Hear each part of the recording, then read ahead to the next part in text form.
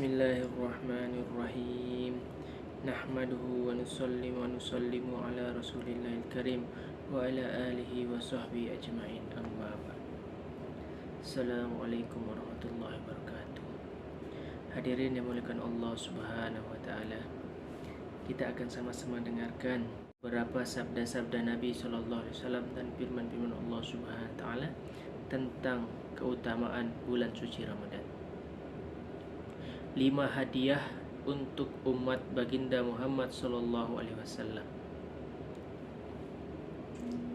An Abi Hurairah radhiyallahu anhu qala Rasulullah sallallahu alaihi wasallam, u'tiyat ummati khamsa hitsalim fi Ramadan lam tu'tahunna ummatun qablahum hulufu famis saimi atyabu indallah mirrihil miski wa tastaghfiru lahumul hitanu hatta yuftiru wa yuzayyinullahu azza wa jalla kulla yawmin jannatu summa yakulu yusiku ibadiyas solihun ayyulku anhumul ma'unata wa yasiru ilaik wa tusaffahdu fihi maradus syayatin fala yahlusu fihi ila makanu yahlusuna ilaihi min ghairihi wa yughfaru lahum fi akhrihi lailihi. Qila ya Rasulullah ahya lailatul qadar? Qala la walakinnal amila innama yuwaffa ajruhu iza qada amaluhu. Dari Sayyidina Abu Hurairah radhiyallahu anhu, baginda Nabi sallallahu alaihi wasallam bersabda, umatku dikaruniai 5 keistimewaan pada bulan Ramadan yang belum pernah diberikan kepada umat-umat sebelum mereka. Pertama, bau mulut orang yang berpuasa di sisi Allah subhanahu wa ta'ala lebih disukai daripada wangi minyak kasturi.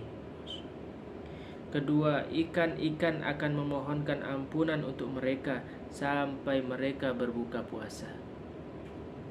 Ketiga, Allah subhanahu wa ta'ala menghiasi surganya setiap hari dan berfirman kepadanya, saatnya hampir tiba bagi hamba-hambaku yang soleh, mereka akan melepaskan diri dari segala kesusahan dunia dan mereka akan datang kepadamu.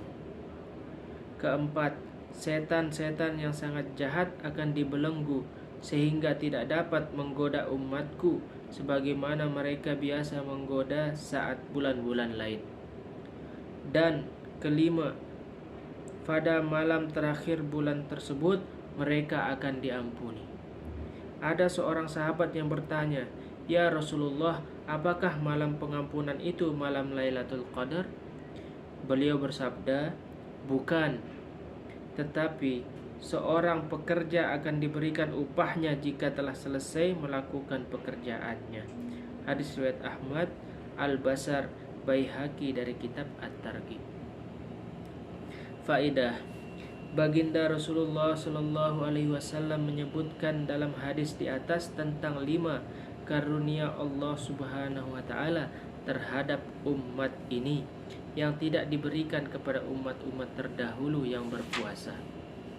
Seandainya kita bisa menghargai nikmat tersebut, tentu kita akan berusaha untuk mendapatkan nikmat yang istimewa ini.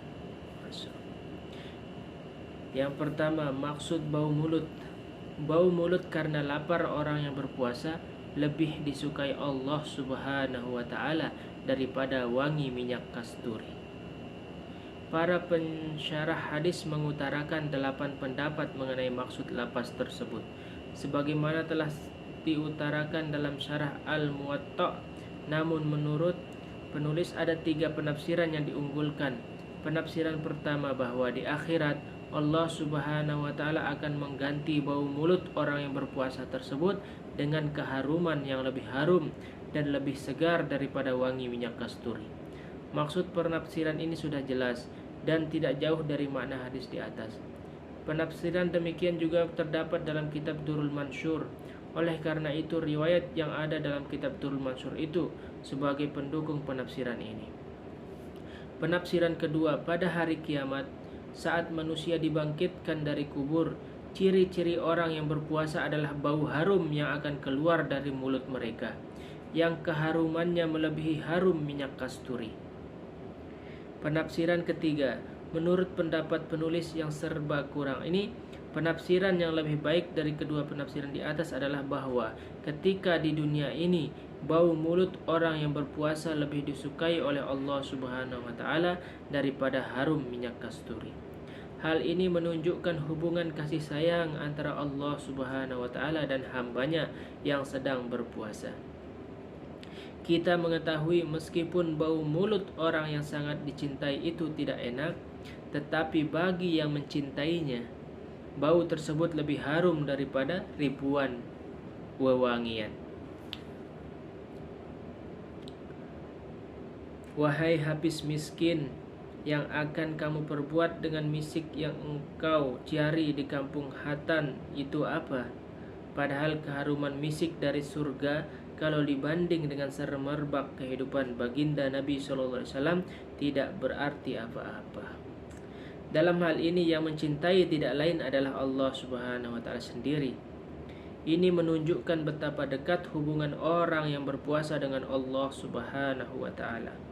Karena puasa merupakan salah satu bentuk ibadah yang paling disukai oleh Allah Subhanahu wa taala. Oleh sebab itu, sebuah hadis menyatakan bahwa pahala setiap amalan akan diberikan oleh para malaikat. Tetapi mengenai pahala puasa, Allah Subhanahu wa taala berfirman, "Aku sendiri yang akan memberikannya."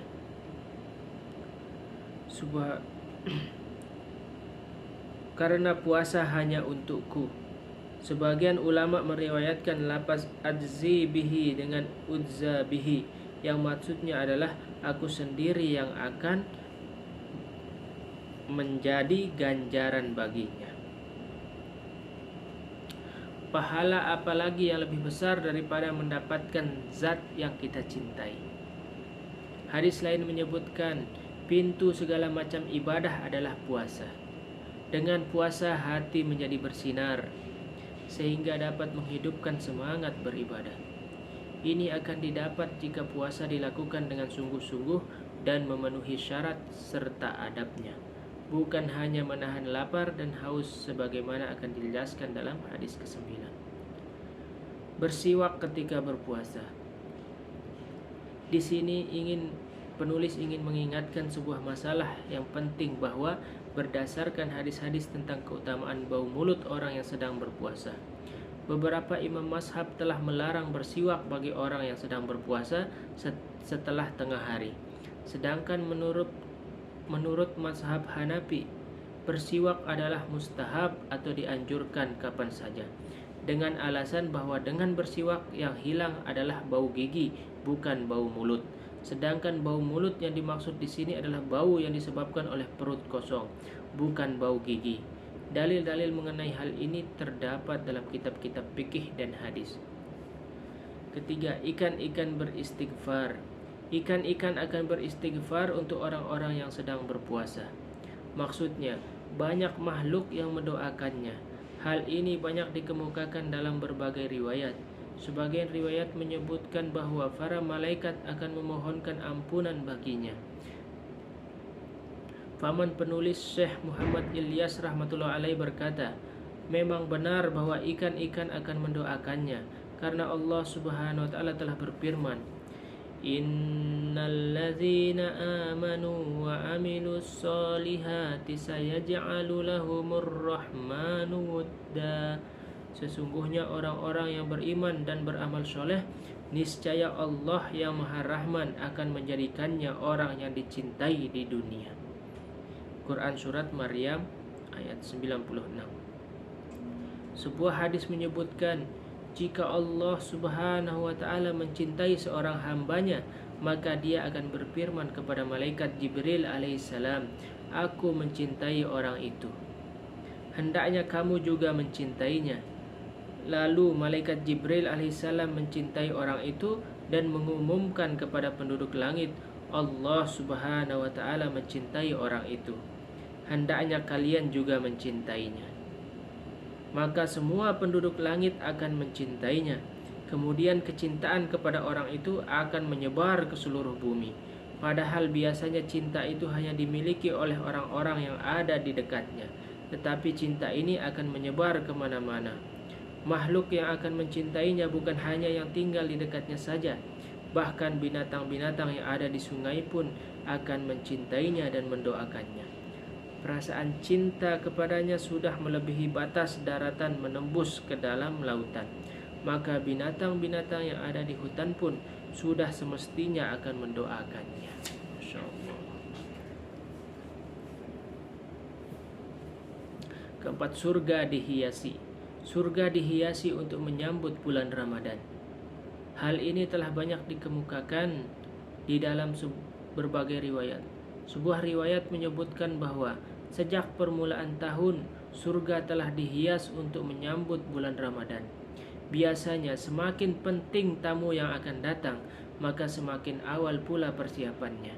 Misalnya dalam acara walimah pernikahan, persiapan telah dimulai beberapa bulan sebelumnya. Setan dibelenggu.